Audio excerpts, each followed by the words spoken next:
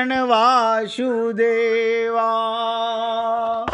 श्री कृष्ण गोविंद हरे मुरारी, हे नाथ नारायण वासुदेवा।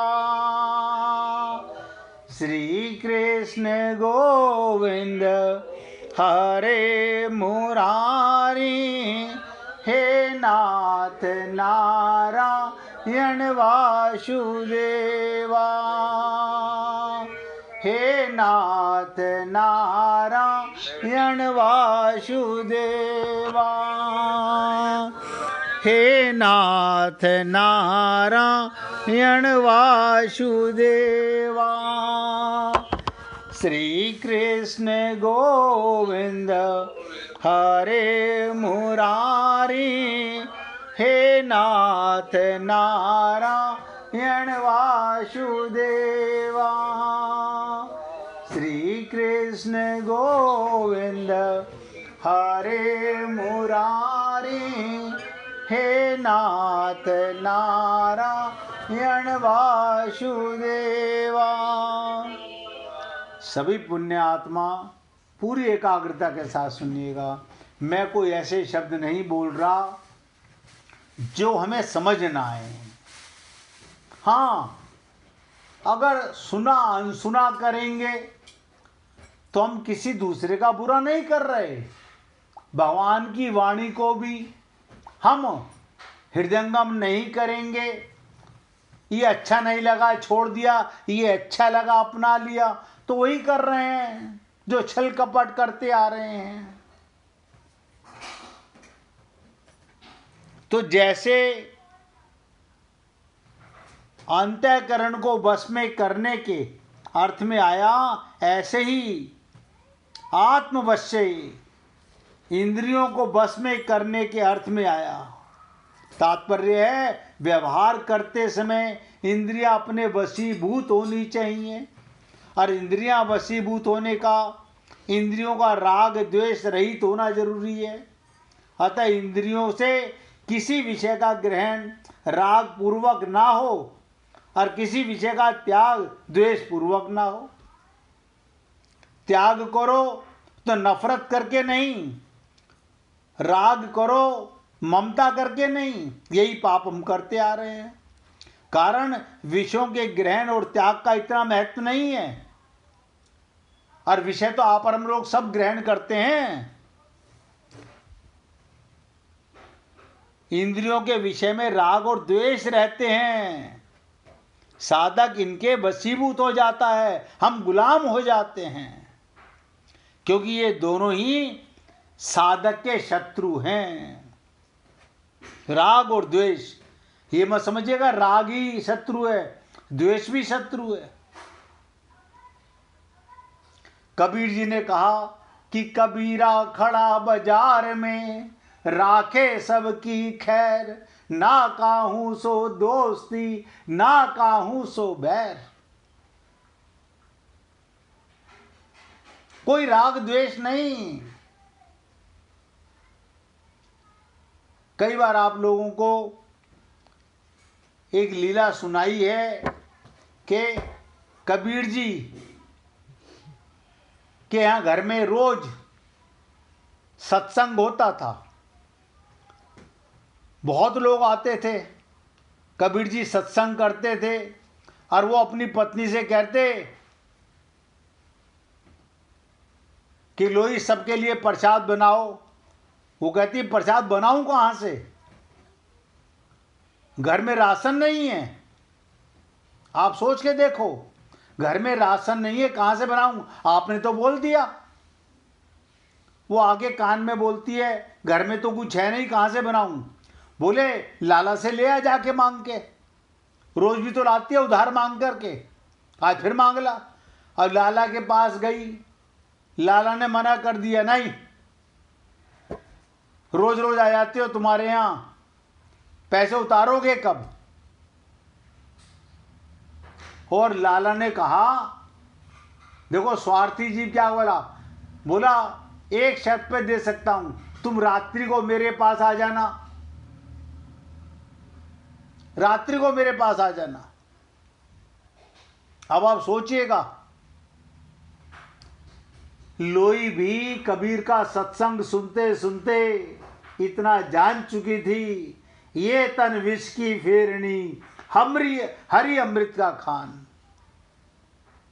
ये शरीर तो जहर का भंडार है, अगर इसको दे करके बेच के भी संतों की सेवा हो रही है, भक्तों की सेवा हो रही है, कोई फर्क नहीं पड़ता। वो बोला कि ठीक है आप राशन दे दीजिए, मैं रात्रि को आपके पास आ जाऊंगी। अब आप सोचिएगा, घर में आई, प्रसाद बनाया, सबको बांटा, सत्संग खत्म हो गया, रात्रि हुई, तैयार हो रही है। कबीर जी ने पूछा क्या बात, आज कहां जाना है? बोली आपके भक्तों के लिए। लाइट खोल देना। क्या कहा उसने? आपके भक्तों के लिए राशन लेने गई तो सेठ ने कहा था कि मेरे घर आ जाना रात्रि को, इस शर्त पे दे सकता हूं। तो कबीर जी बोले, कबीर जी के चेहरे पर शिकन नहीं आई। कबीर जी बोले कोई बात नहीं, अगर बाहर जा रही हो उनके पास सेवा करने के लिए, तो बाहर बरसात है, कैसे जाओगी? भीग जाओगी, मैं तुम्हें छोड़ने चलता हूं। भाई मैं भी तो सेवा ही करता हूं, तेरे तन से भी अगर उसने ये मांगा है तो दे आ जा करके, चल मेरे साथ में। कबीर जी लेके गए, सोच सकते हो कैसा हृदय होगा। और ले जा करके जब वो स्त्री रात्रि में पहुंची और कुंडा खटखटाया सेठ का, वो अंदर ही अंदर सोच रहा था कोई नहीं आता, झूठ बोल के चली गई, राशन ले गई, कौन आ रहा है अब आप सोचिएगा, जब देखा तो दंग रह गया कि अरे ये अपने वादे की पक्की आ गई, सेवा करने के लिए तैयार होकर आई है। और अंदर गई तो बस उसका माथा ठनका कि बाहर तो ओले पड़ रहे हैं, बारिश हो रही है, तू भीगी कैसे नहीं? तू भीगी कैसे नहीं? उसने कहा मेरा पति मुझे यहां कबीर जी लेके आए हैं। बोले कबीर लेके आए, तूने कबीर को बता दिया? बोले हाँ बता दिया, वो भी सेवा करते, मैं भी सेवा के लिए आई हूं। इतना सुनते के साथ ही ऐसा विशाल हृदय कबीर का, तुरंत बाहर जाकर के कबीर के चरणों में गिर गया और उनके शरणागत हो गया। और आप और हम लोग मन में पता नहीं किसका राग और किसका द्वेष, शरणागति जानते ही नहीं है।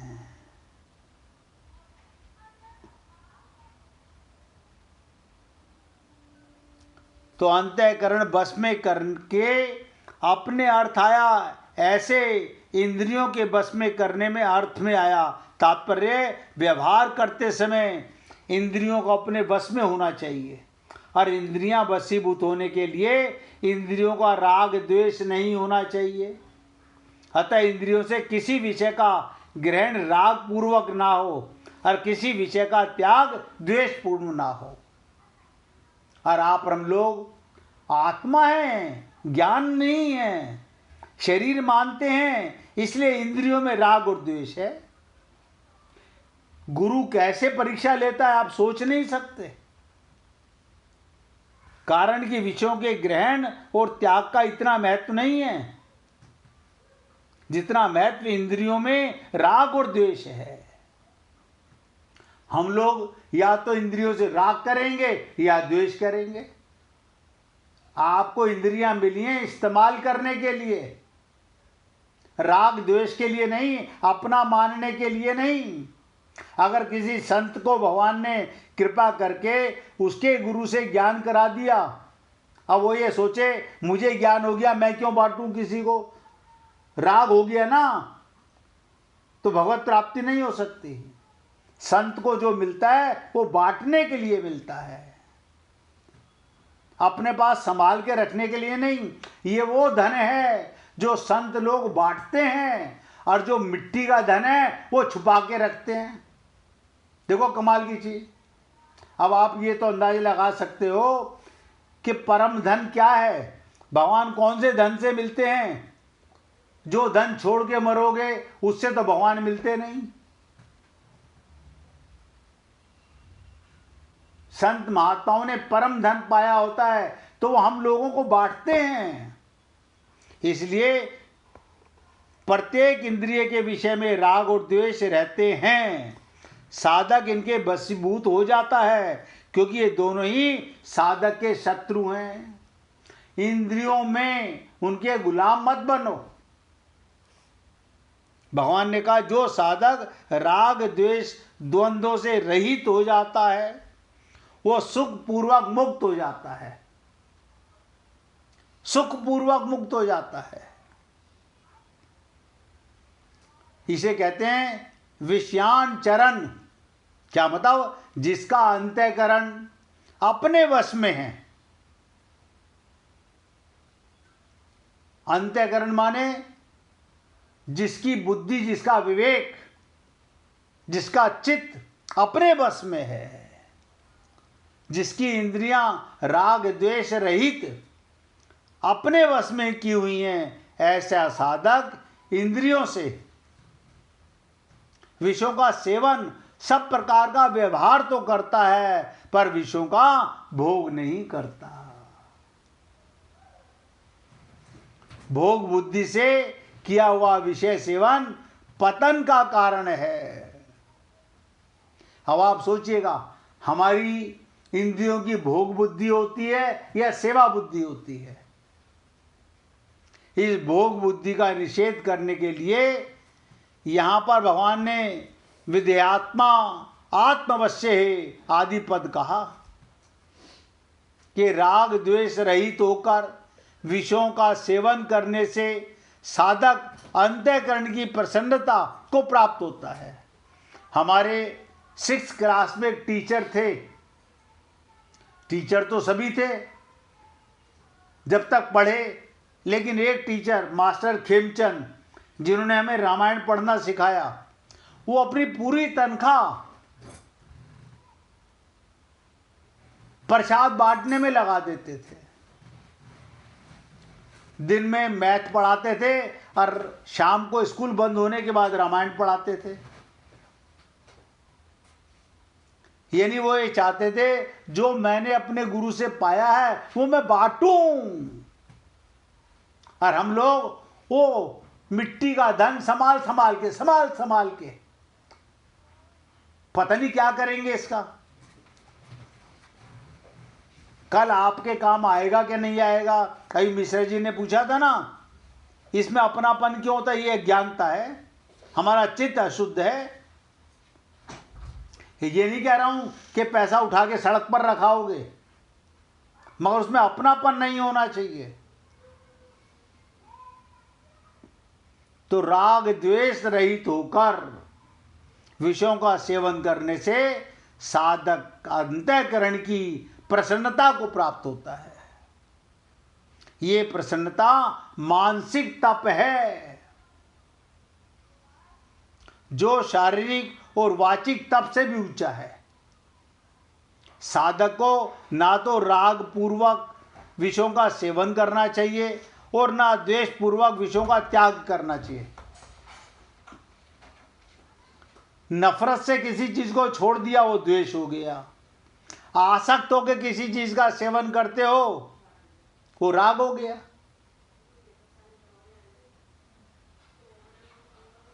क्योंकि राग और द्वेष ये दोनों ही संसार के साथ संबंध जुड़ता है। इसका मतलब हम आत्मा हैं लेकिन अपने को शरीर मानते हैं और इंद्रियों का दुरुपयोग करते हैं, राग और द्वेष में फंसते हैं, संसार में फंसते हैं और पाना चाहते हैं भगवान का प्रेम। देखो कमाल की चीज, मतलब हमारी पूजा पाठ सब बेकार हो रहा है। हम अपने को धोखा दे रहे हैं, भगवान को धोखा दे नहीं सकते।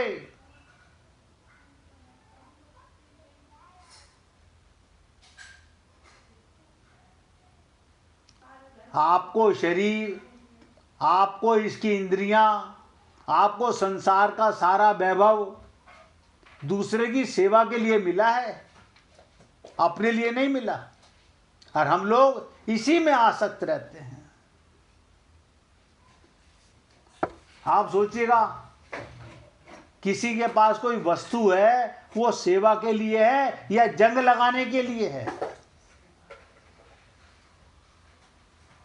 ये शरीर भी सेवा के लिए मिला है, ये इंद्रियां भी सेवा के लिए मिली हैं, राग करके नहीं, द्वेष करके नहीं। आज की अंतिम बात ध्यान से सुनिएगा, एक छोटी सी लीला सुनाना चाहूंगा। राग द्वेष से रहित, राग द्वेष से रहित इंद्रियों से विषयों का सेवन करने से जो प्रसन्नता होती है, कमाल है। राग द्वेष से रहित इंद्रियों के विषयों का सेवन करने से जो प्रसन्नता होती है, उसका अगर संग ना किया जाए, भोग ना किया जाए, तो प्रसन्नता परमात्मा की प्राप्ति करा देती है। इतनी सी बात।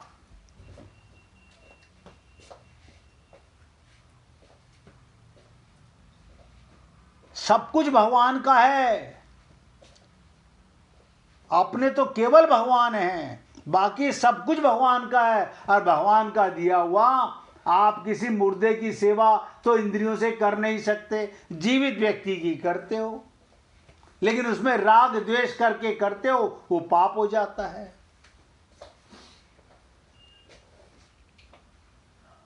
इसलिए हे पुण्य आत्माओं, भगवत प्राप्ति कभी कठिन नहीं थी, आज भी कठिन नहीं है।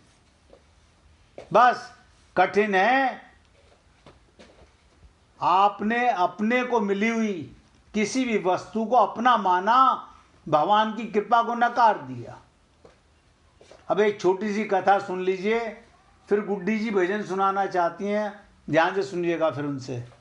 महाराज रघु, अयोध्या के चक्रवर्ती सम्राट, जिनके नाम से रघुकुल पड़ा। आप गाते हो ना, रघुकुल रीत सदा चली आई।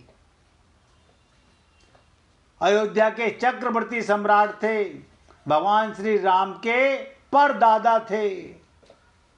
उनके नाम से उनके वंश के क्षत्रिय रघुवंशी कहे जाते हैं। एक बार महाराज रघु ने एक बड़ा भारी यज्ञ किया। जब यज्ञ पूरा हो गया, तब महाराज ने ब्राह्मणों और दीन दुखियों को सब अपना धन दान कर दिया। यज्ञ किया, अब ब्राह्मणों तथा दीन दुखियों को अपना सब धन दान कर दिया। महाराज इतने बड़े दानी थे, उन्होंने अपने आभूषण, सुंदर वस्त्र और सब बर्तन तक दान कर दिए। महाराज के पास साधारण वस्त्र रह गए, मिट्टी के बर्तन रह गए, जिनमें भोजन पकाते और खाते थे। यज्ञ में जब महाराज रघु सर्वस्व दान कर चुके, तब उनके पास परतंतु, ध्यान से सुनिएगा, ऋषि के शिष्य कोत्स नाम के एक ब्राह्मण कुमार आए। महाराज ने उनको प्रणाम किया, आसन पर बैठाया राजा ने। अब मिट्टी के गड्ढे से उनके पैर धोए। स्वागत सत्कार हो जाने पर महाराज ने पूछा, आप हमारे पास कैसे पधारे, मैं क्या सेवा करूं? ब्राह्मण कोत्स ने कहा, महाराज मैं आया तो था किसी काम से, किंतु आप तो सर्वस्व दान कर चुके हो। मैं आप जैसे महादानी उदार पुरुष को संकोच में नहीं डालूंगा। महाराज रघु ने नम्रता से प्रार्थना की, आप अपने उद्देश्य को बताइए। तो कोत्स ब्राह्मण ने कहा, उनका अध्ययन पूरा हो गया। अपने गुरुदेव के आश्रम से घर जाने से पहले गुरुदेव से उन्होंने गुरु दक्षिणा मांगने की प्रार्थना की। अपने गुरु से पूछा, क्या दक्षिणा दूं आपसे हो? गुरुदेव ने बड़े स्नेह से कहा, बेटा तूने यहाँ रहकर जो मेरी सेवा की, उससे मैं बहुत प्रसन्न हूँ। मेरी गुरु दक्षिणा तो हो गई, तू संकोच मत कर, जा। लेकिन वो कोत्स ने जब गुरु दक्षिणा देने का हट किया तो गुरुदेव ने कह दिया क्रोध में आकर, मैंने तुझे 14 विद्याएं पढ़ाई, प्रत्येक विद्या के बदले 1 करोड़ सोने की मोहरें ला कर दे। अब गुरु दक्षिणा के 14 करोड़ सोने की मोहरें मैं कहाँ से ला के दूँ? तो महाराज मैं आपके पास वो उधार दान मांगने आया था कि मैं गुरु को देना चाहता हूँ। महाराज ने ब्राह्मण की बात सुनकर जैसे ही आपने यहाँ तक आने की कृपा की, वैसे ही मुझ पर थोड़ी कृपा और करें। 3 दिन तक आप मेरी अग्निशाला में ठहरें। रघु के यहाँ से एक ब्राह्मण कुमार निराश लौट जाए, ये हो नहीं सकता, ये कलंक की बात होगी। मैं 3 दिन में आपको गुरु दक्षिणा देकर के प्रबंध करके भेजूंगा। ब्राह्मण पुत्र अयोध्या में रुकना स्वीकार कर लिया और महाराज ने अपने मंत्री को बुलाकर कहा, यज्ञ में सभी सामंत निवेश कर दे चुके हैं, उनसे दोबारा कर लेना ठीक नहीं। तो धन किसके पास है? तो मंत्री ने कहा, अब तो धन केवल कुबेर के पास है, कुबेर के पास है। उसने मुझे कर नहीं दिया। वो देवता हैं तो क्या हुआ, कैलाश पर रहते हैं, इसे पृथ्वी के चक्रवर्ती सम्राट को उन्हें कर देना चाहिए।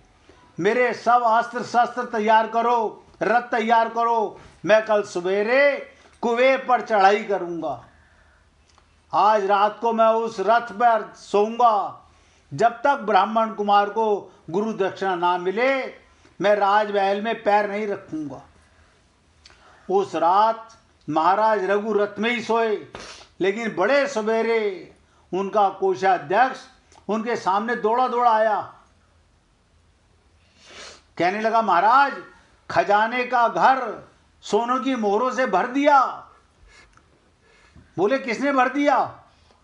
बोले कुबेर जी ने बिना युद्ध किए धन दे दिया।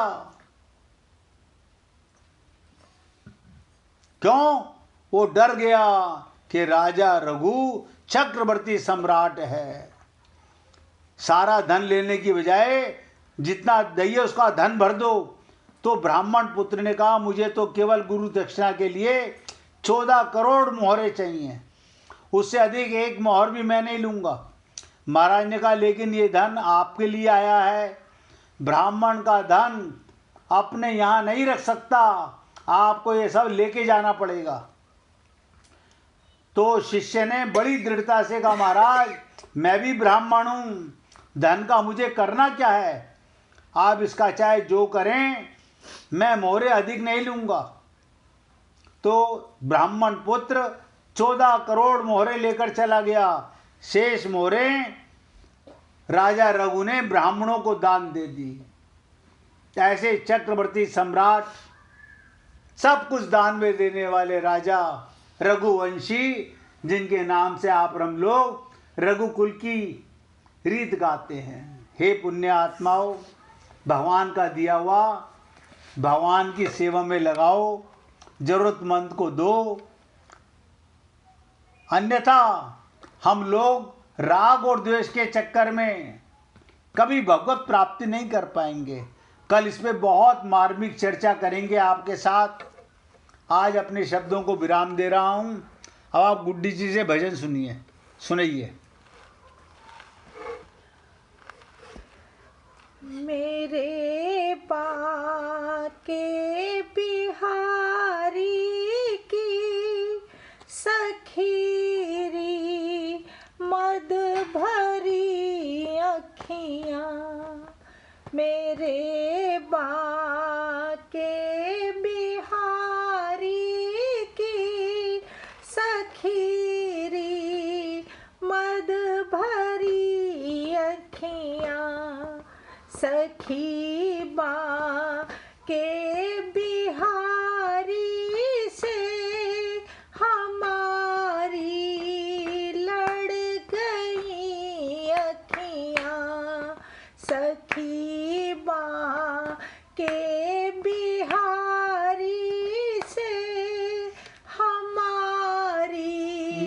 लड़ गई अखियाँ।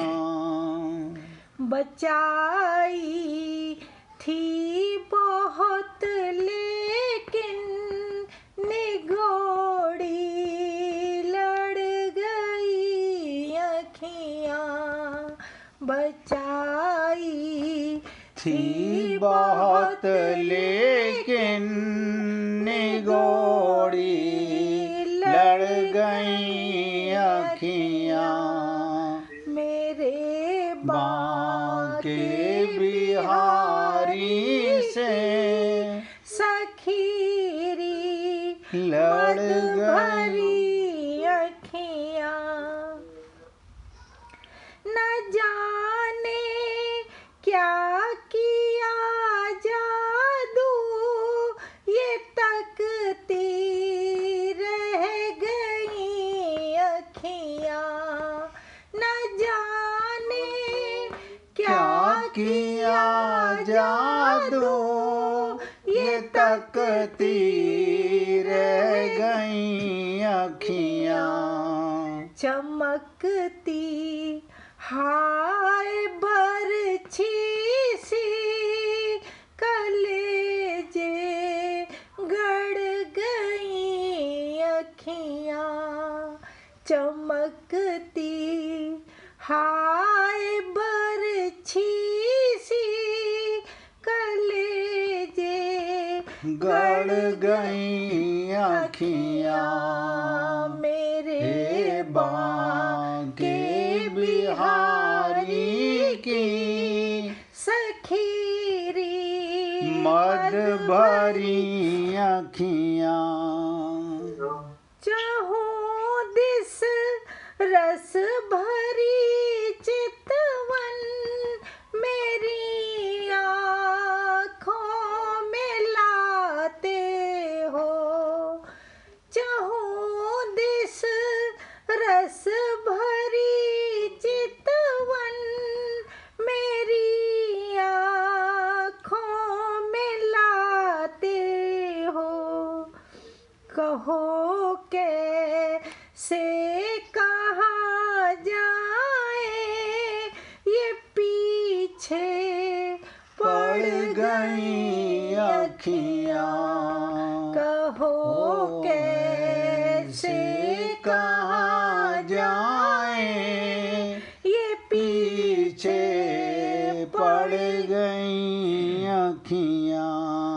मेरे बांके बिहारी की सखीरी मद भरी अखियाँ।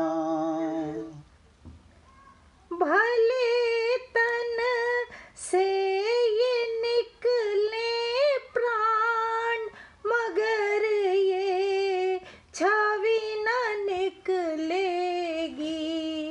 भले तन से ये निकले प्राण पर ये छवि न निकलेगी।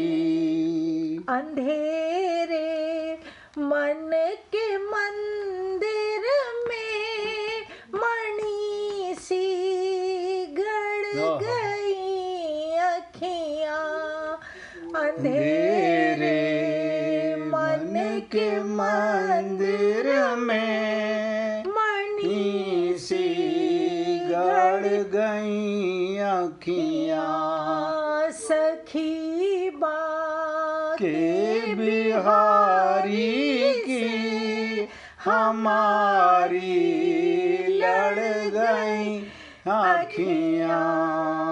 बचाई थी बहुत लेकिन निगोड़ी लड़ गई अखियाँ।